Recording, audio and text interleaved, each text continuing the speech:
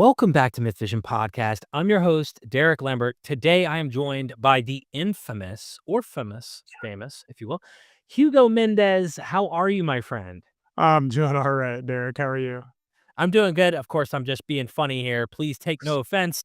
You were on our show before. One time we had you on. We were talking about John. We might get into John a little bit today, but for those who don't know, can you give us a little bit of your background, what your expertise is? And you have a 27 lecture series that's you're teaching. You're going to break down the whole New Testament. What are you doing in this lecture series? Yeah. So I'm an associate professor in New Testament and early Christianity at the University of North Carolina at Chapel Hill. This is my ninth year at UNC. And yeah, the kind of big things that I've been working on for the last several years have been the origins of the Gospel of John and of the epistles of 1st, 2nd, and 3rd John. I've been arguing specifically that these texts are pseudepigraphical. They are, if you will, ancient forgery and a chain of ancient forgeries. But right, the next thing that I'm working on this spring is I'm teaching a 27 lecture course through the Bart Ehrman Biblical Studies Academy, specifically on the New Testament. We call it Exploring the Christian Bible, in which in 27 lessons, we'll be going through the entire New Testament canon, and you'll be getting in that particular format, the same class that I give to my undergraduates at UNC, that I train my graduate students on at UNC. It's your chance to step into my classroom and get to see how it's done at this sort of a Oh. level. Wow. So I ask everyone who's interested, the link is in the description. You can go there and sign up today. With that being said, let's talk a little bit about the New Testament briefly. You just mentioned a chain of pseudepigraphy or forgeries. That What does that even mean? And would that be a problem for someone who wants to approach this text saying this guy wrote this and this is historical and everything that it says is what happened? Yeah. So most texts in the New Testament claim to have somebody writing them, right? They might start off as a letter that actually says Paul as the very first word. They want you to think it's written by Paul. One of the things that we've understood as scholars now for over a century is that this actually doesn't bear a lot of critical scrutiny. That if you go through the 13 letters of Paul and maybe add Hebrews to that, right? Six of them are might have Paul at the beginning, but they were not actually written by Paul. Hebrews itself doesn't claim necessarily to be written by Paul, but it looks a lot like somebody who's trying to get you to think that they're Paul, who isn't. So one of the challenges we have when we study the New Testament is we have to sift through, what do these texts present themselves as? Who do they claim as their authors? And what do we really know about what these texts are, where they came from, who might have written them?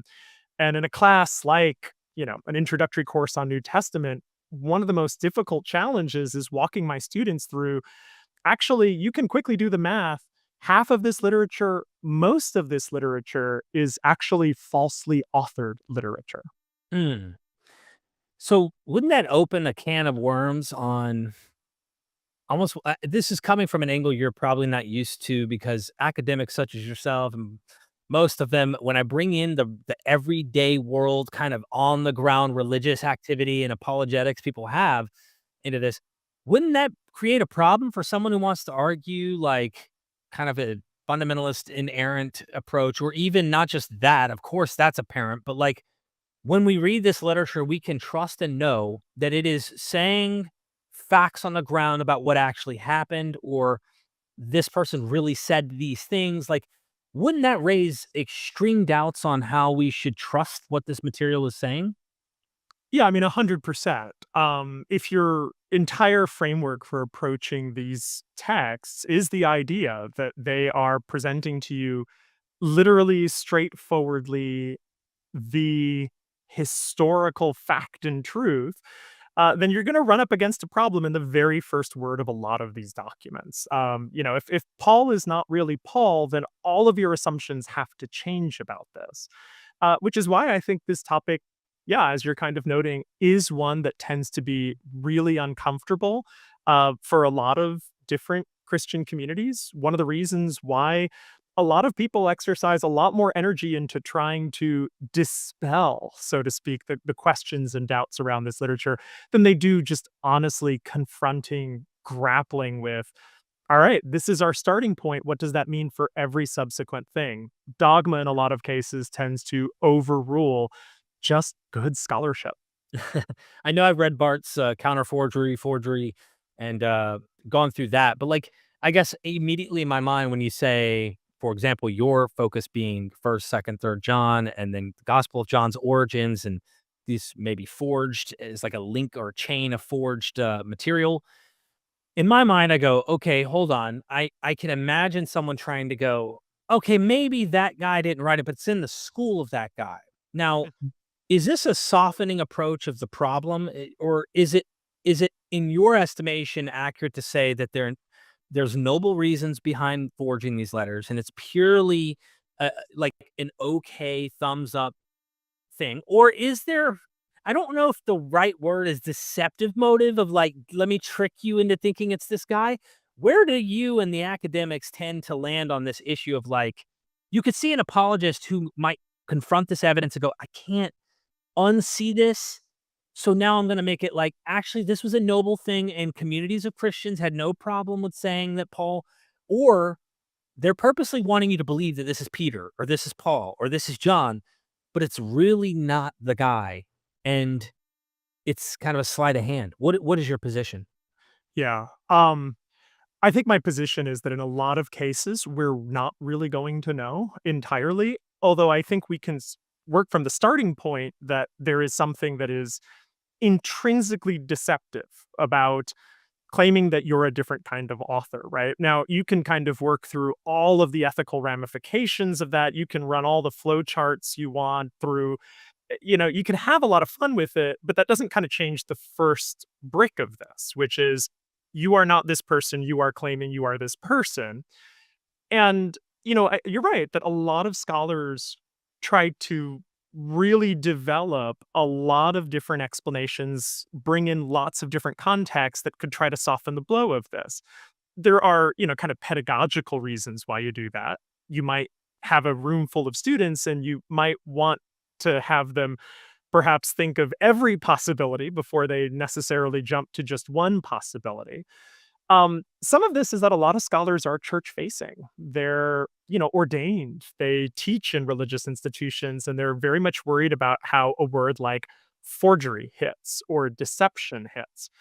Um, Personally, as a scholar, I think that you have to accept the broad realm of possibilities as being in play. And I think that you can't at the same time rule out some really obvious possibilities like this is deception. This is strictly somebody who wants to present themselves as someone who they're not, who has no organic connection to the original author, but feels entitled in one way or another for one reason or another to write under their name. I think that scholars make a huge mistake when they bracket out some possibilities, some vocabularies like deception. I'd like to keep everything at bay because I don't think it's necessarily one or the other. I think it can be a both and. Yeah. Yeah. I mean, I could do something where I'm lying, but I have a noble cause behind why I believe I'm doing this. And Yeah. therefore, you could say, well, it depends on what angle you're looking at it. And I immediately was thinking second century for just a second before we shift gears to something different. And that is how when we're reading these church fathers and they talk about Valentinians claim Paul as their guy, or Yeah. Marcionites, they claim Paul, they have this like they're like, I would almost want to use the word fabricating a genealogy. Mhm. Um, and if there is anything to it, we have no way to verify anything that they're claiming, but they're claiming a genealogy back to Peter, claiming a genealogy back to Paul. We knew the guy who knew the guy and taught by the guy. Like this all sounds like a political myth, a political myth in the church to give one power.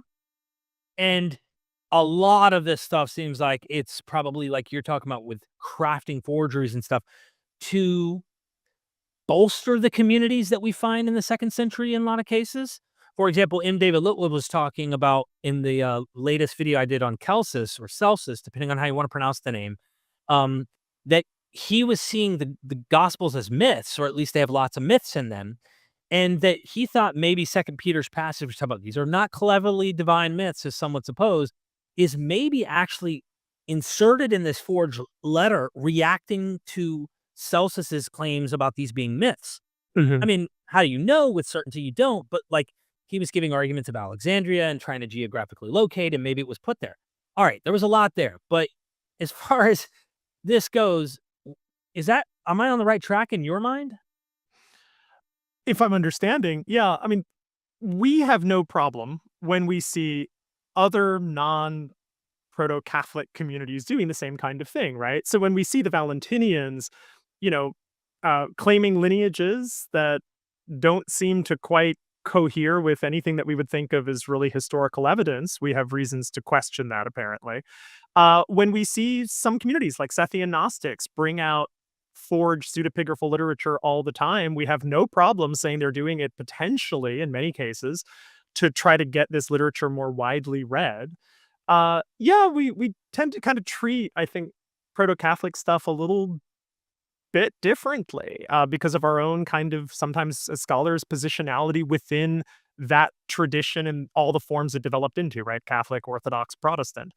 I think that if we look at the second century, it's clear that someone like Irenaeus is trying to position himself as a successor of the apostles, trying to link all these different Christian communities as successors of the apostles, just the way that the Valentinians are claiming the legacy of Paul and other sorts of teachers in some sort of line. And Christians are claiming scriptures that they say are written by the apostles, just the way that these other groups are also claiming scriptures that they say are written by the Mhm. apostles. A lot of, I think, what we have to do as scholars is to cut through all of this and try to really just get to what can we know, what can't we know about all this. And if there is this invention of apostolic lineage, succession, authority, actually authorship, where does that come from? What's it responding to? Why does it exist? We're not going to tell a complete story of ancient Christianity unless we can just kind of slice right into those core questions. Wow. So getting to your like very, very, very specialist observations pertaining to John and the letters of John, what is happening in this chain of literature here specifically? We hear the Johannine school, but can you briefly tell us what you think's happening? I don't know if you have an answer to this because lots of scholars are like that's conjecture or whatever, but why was John written in your view? And then maybe what's going on with these letters that are in the tradition of John that are trying to tie back to the Johannine gospel? Yeah. Or is it the gospel that's tying into I don't know. I know, you're great, you're great. I think the majority of scholars very clearly think the gospel came first and then the letters, and I'm 100% on board with that. You can take these 4 texts, the Gospel of John, the letter of First John, the letter of Second John, the letter of Third John, you can line them all up and you can see the direct literary relationships between them. You can see direct borrowing, direct imitation, where the author of First John is very clearly copying parts of the gospel in an attempt, I think, to take over the same authorial persona. So, what I've argued is that the Gospel of John was probably written around the turn of the second century. It's a text that knew earlier Gospels. It's written in a format and a style that very much evokes Matthew, Mark, and Luke on purpose, I think. It knows those texts, it wants to compete in the same field. Its author presents his gospel as an eyewitness piece, but there's every reason for thinking this gospel is not an eyewitness piece.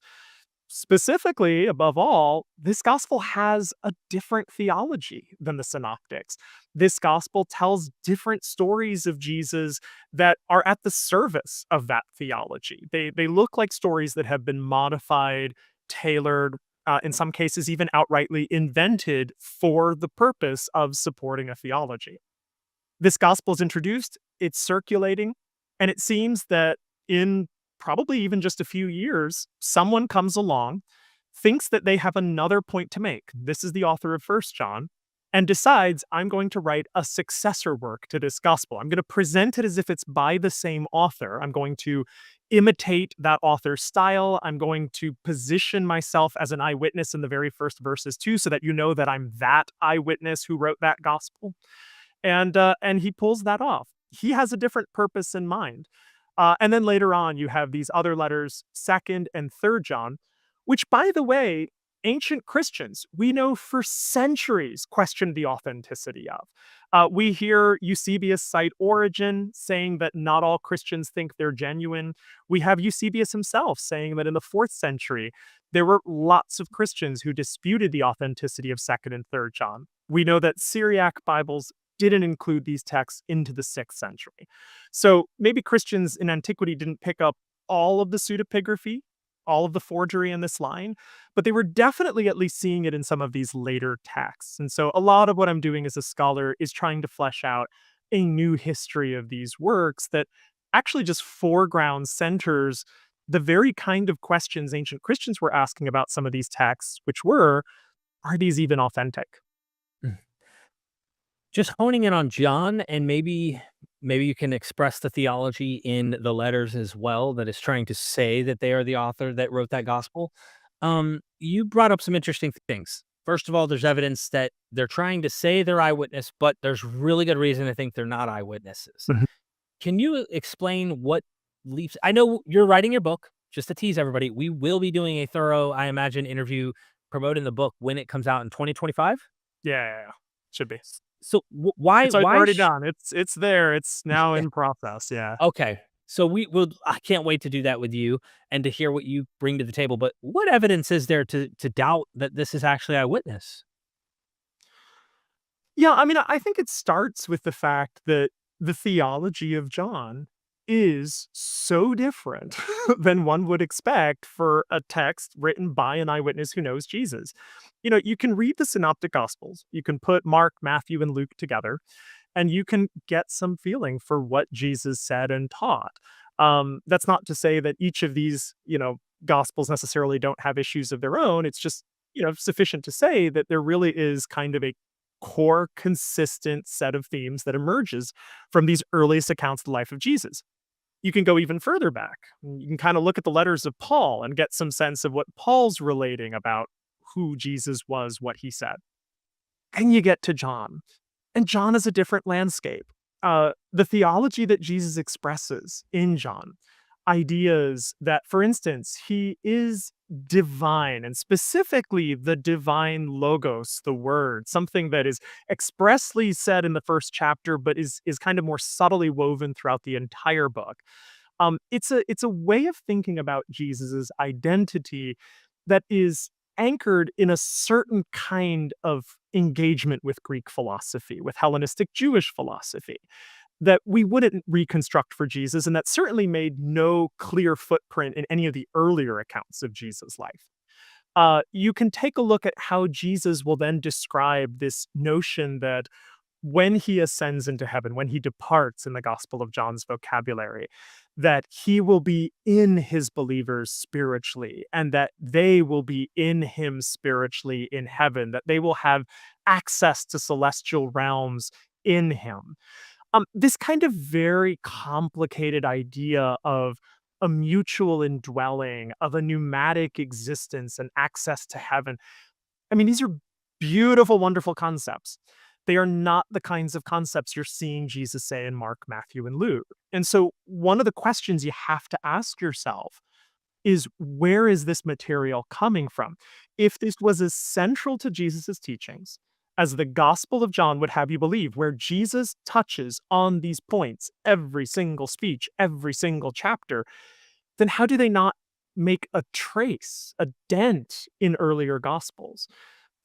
We don't ask this question when we see, for instance, the Gospel of Thomas completely rewrite the teachings of Jesus in the 2nd century. We don't have this problem when we see the Gospel of Mary completely rewrite the teachings. Gospel of Judas, right, completely rewrite the teachings of Jesus. What I'm arguing is that the Gospel of John has to be treated the same kind of way. It is in this kind of, sort of expression, right, of Moody Smith, it's the first apocryphal gospel. It isn't, it is. A gospel that's doing something very much like these 2nd century texts. It has a different theology that it wants to present to you. It's going to use Jesus as the vehicle of that theology. It's going to rewrite his words. So just as we wouldn't think too deeply about the eyewitness claims of some of those 2nd century texts, then to kind of wrap it up, I Yeah. also think that we need to be very measured and skeptical of the Seems eyewitness like a claims of trope. John. Eyewitness seems like a trope that you Yeah, would use, totally. and Robin Faith Walsh talked about that as well, like it's not just biblical, but, like, it seemed to be well known when you're writing a story, you do this, or when you're writing books, this gives you a sense of authority as well. Um, but to get into the theology, trying to pin the tail on the donkey of what is this theology that we find in this apocryphal John, Mhm. I came across Irenaeus, I believe it's Irenaeus. Nope, sorry, Clement of Alexandria was talking about the Epiphany of Christ, the baptism being celebrated on the Nones of Janus, which is January Mhm. the 5th. And today Christians still celebrate Armenian Orthodox. There's Or several groups January that, 6th, yeah. yeah, January 6th, the night of the 5th into the 6th. He was saying that Basilides, Oh, this yeah, perfect. early Gnostic teacher, and part of his corpus was supposedly this gospel. So we come to find out what Basilides believed.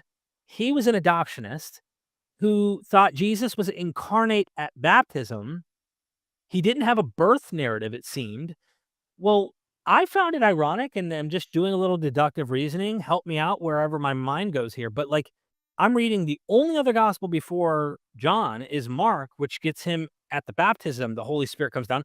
There's no Matthew and Luke birth. So I'm curious to know, is John Gnostic-y? Is John adoptionistic?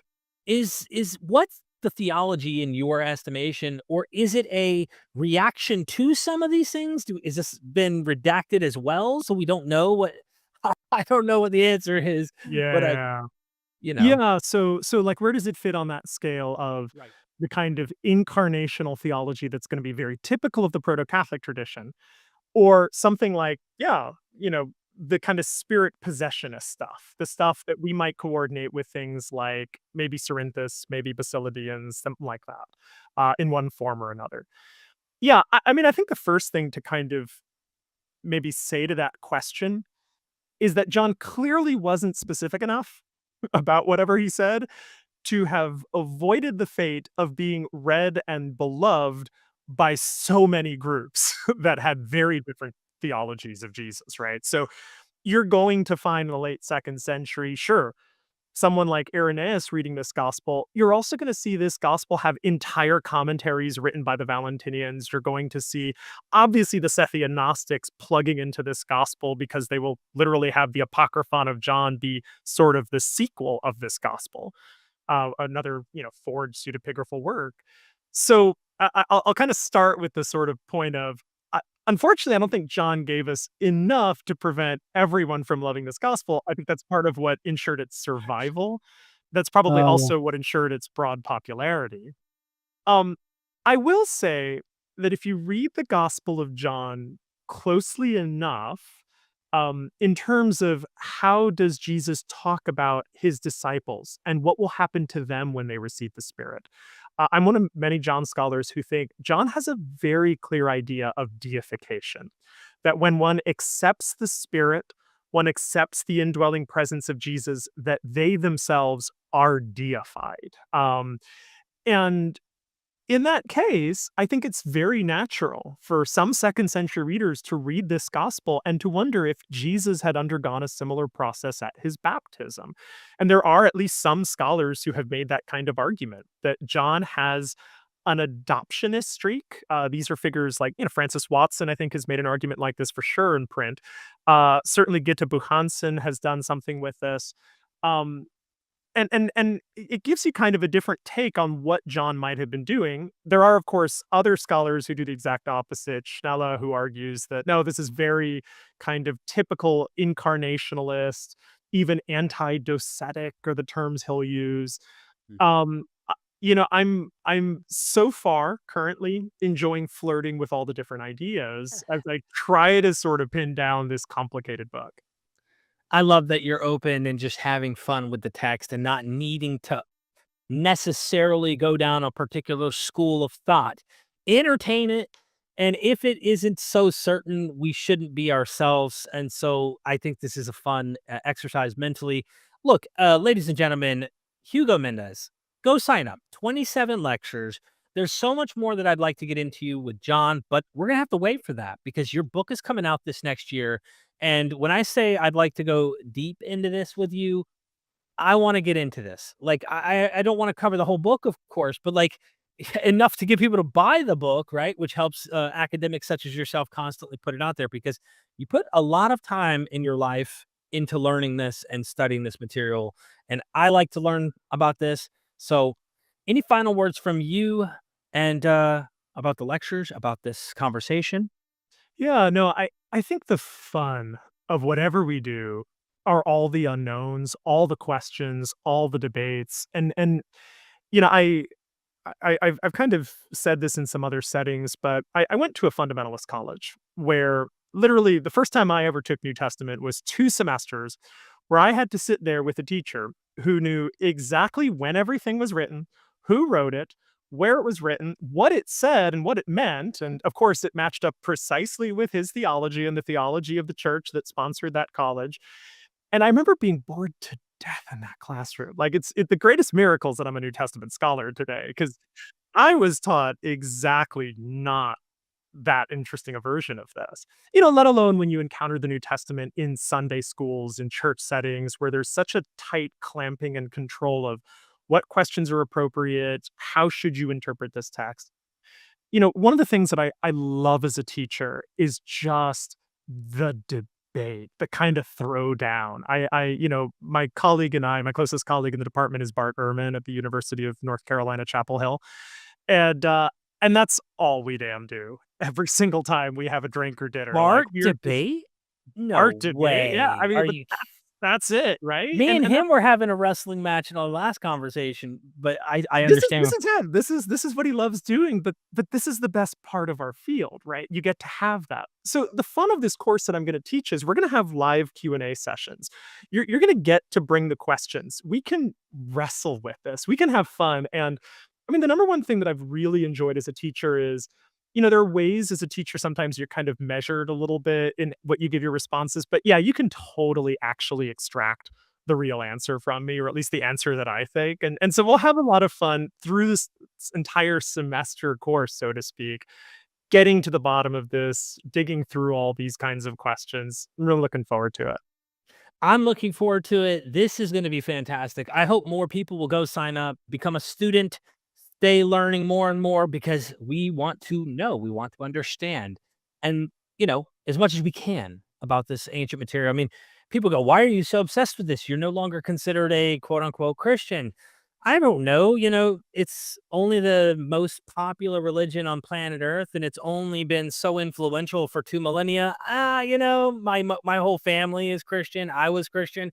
Well, and That Derek, you're might be probably why. enjoying it more in this format than you ever did before. Way, way more. I mean, Yeah. reading the Protestant fathers, as we'd call them in the Reformed Church, like, Mm. so freaking boring. I think the only thing I really thought was really cool when I initially became a Calvinist at the time was predestination, just philosophically trying to think through about, like, God knows everything, and if he loves you and he's got your back, but then you had to wrestle with these huge pills about, like, what about the people he doesn't love? And, like, these things, and then there's so much. I got into that debate for many years, and then I'm so glad now where I'm at, I have the freedom to I feel treat not only biblical stuff, but like any and all religions with the freedom of looking at them in very much the same ways, even though there's differences. It's like, I don't know how to describe it, but the walls aren't there. That tribalistic kind of dogmatism that we bring is not there at all. Yeah. The fun So starts. Yeah. the fun starts. Links in the description. Sign up today. Thank you so much. And never forget, ladies and gentlemen, we are MythVision.